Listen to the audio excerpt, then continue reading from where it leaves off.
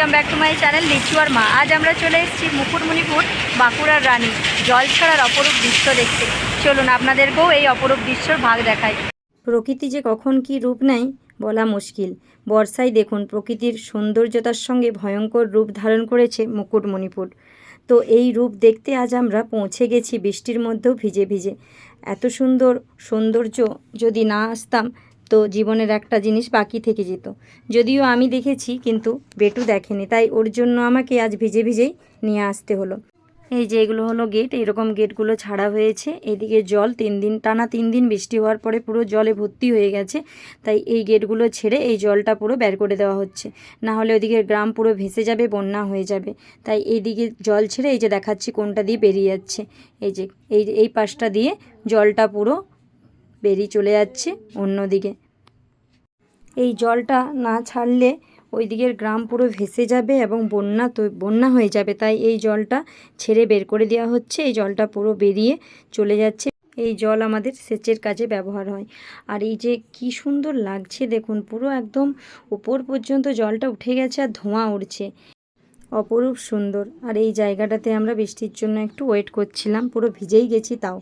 এই যে বেটু খুব মনোযোগ সহকারে দেখছে, ও কোনো দিন এইভাবে গেট ছেড়ে জল ছাড়া দেখেনি। কারণ মুকুটমণিপুরে এসেছে অনেকবার, কারণ সামনেই বাড়ি, অথচ এই জল ছাড়া বর্ষার সময় কোনো দিনই এইভাবে দেখতে আসেনি। তাই ওর জন্য আজকে, ওকে দেখানোর জন্যই আজকে আমার আসা। ও দেখে অবাক হয়ে গেছে, কারণ এইভাবে তো মুকুটমণিপুর রূপ ও কোনো দিন দেখেনি। এত সুন্দর দৃশ্য আর এত ভয়ঙ্কর রূপ দেখে ও অবাক হয়ে দেখে যাচ্ছে এটা।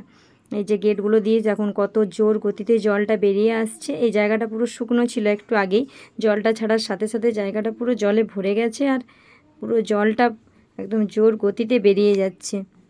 বিভিন্ন সময় মুকুটমণিপুরের বিভিন্ন রূপ, বর্ষার সময় এক, শীতের সময় এক, গ্রীষ্মের সময় এক। তো আপনাদের আগের একটা ব্লগে আমি মুকুটমণিপুর নিয়ে যখন দেখিয়েছিলাম বলেছিলাম যে বর্ষায় মুকুটমণিপুর অন্য রূপে সেজে ওঠে। যাদের সামনে বাড়ি তারা তো অবশ্যই আসবেন, কারণ এটাই দুদিনেই থাকবে, তারপর আর থাকবে না। আর বাকিরা যাদের দূরে বাড়ি তারাও বর্ষার সময় এসে একবার মুকুটমণিপুরের এই রূপ দেখে যাবেন। আর এদিকে একটা পার্ক, তো পার্কের ওইখানে আমরা ওয়াচ টাওয়ারে উঠে উপর থেকে দেখছিলাম এত সুন্দর দৃশ্য। এই যে আপনাদের সামনে থেকে দেখাচ্ছি, দারুণ লাগছিল।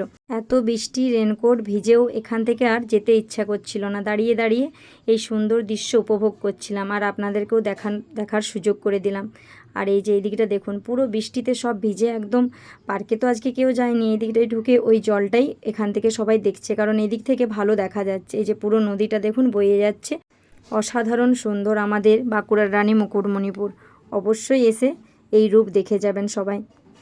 এখানে দাঁড়িয়ে থাকলে আজ আর বাড়ি ফিরতে ইচ্ছে করবে না।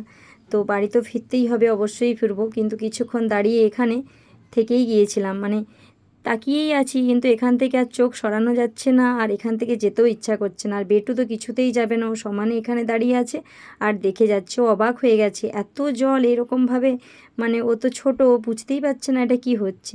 তাই এখানে দাঁড়িয়ে দাঁড়িয়ে অনেকটা টাইম আমরা কাটিয়ে দিলাম। তো চলুন, এবারে তো ফিরতেই হবে, এতক্ষণ হয়ে গেছে। ফিরে যাওয়ার আগে আপনাদের একবার জলের ভয়ঙ্কর গর্জন আর ভয়ঙ্কর রূপটা দেখিয়ে দিই ভালো করে। দেখুন কি সুন্দর লাগছে, আর জলের গর্জনটা একবার শুনুন।